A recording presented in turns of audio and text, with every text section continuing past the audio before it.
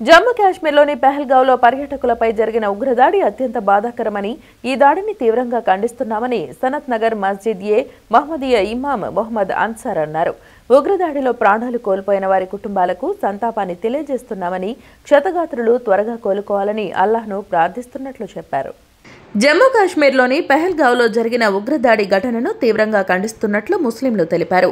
ఉగ్రదాడిలో మృతి చెందిన పర్యాటకులకు సంతాపం తెలుపుతూ, గాయపడిన వారు త్వరగా కోలుకోవాలని ప్రార్థిస్తూ విజయవాడ సనత్ నగర్ 3వ లైన్లోని మస్జిద్ ఏ మహమ్మదీయ వద్ద ముస్లింలు ప్రత్యేక ప్రార్థనలు చేశారు. క్షతగాత్రులు త్వరగా కోలుకోవాలని దుఆ చేశారు. ఈ సందర్భంగా మస్జిద్ ఏ మహమ్మదీయ ఇమాం మొహమ్మద్ అన్సార్ మాట్లాడుతూ, పెహల్గావ్లో పర్యాటకులపై జరిగిన ఉగ్రదాడి ఘటన ప్రతి ఒక్కరిని కలిచివేసిందన్నారు. చిన్నపిల్లలు, పెద్దలు పర్యాటక ప్రదేశాలను చూడటానికి వస్తే వారిపై అమానుషంగా కాల్పులు జరిపి ప్రాణాలు తీయడం అత్యంత బాధాకరమన్నారు. దేశంలో అలజడులు సృష్టిస్తూ అమాయక ప్రజల ప్రాణాలు తీసేవారికి అసలు మతమే లేదన్నారు. దోషులను కఠినాతి కఠినంగా శిక్షించాలని, మరొకరు దాడికి పాల్పడాలన్న భయపడే విధంగా ఉండాలన్నారు. कल जो पहलगाम में हादसा हुआ है जम्मू कश्मीर में, ये बहुत ही दर्दनाक और अलमनाक हादसा है।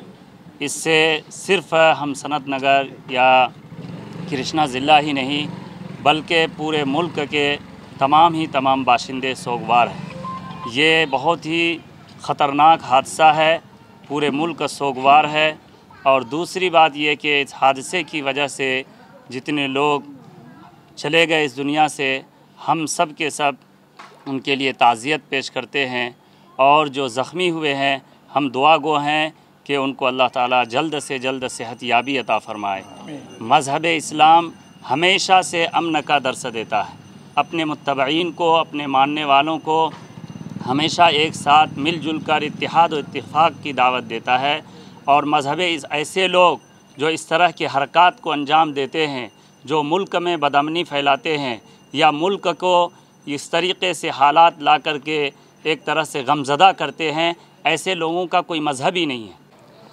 నిన్న జమ్మూ కాశ్మీర్లో పెహల్గాంలో జరిగిన దుర్ఘటనని మా యావత్ ముస్లిం సమాజం కూడా తీవ్రంగా ఖండిస్తూ ఉంది.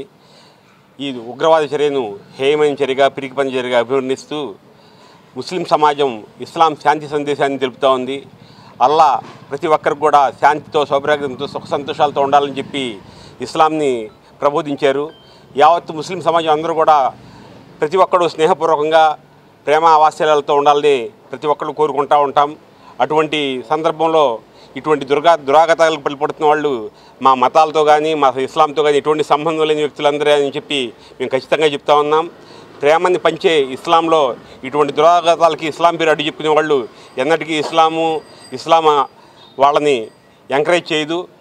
ఏదైతే ప్రేమ, సౌభ్రాత్యం, సుఖ సంతోషాలతో ఉండాలని చెప్పే అల్లా దీవెనలతో మేము అందరం కూడా అనుసరిస్తూ ఏదైతే ఆ దుర్ఘటనలో మరణించారో ఆ 26 కుటుంబాలకి మా వంతుగా ప్రగాఢ సానుభూతిని తెలుపుతా ఉన్నాం.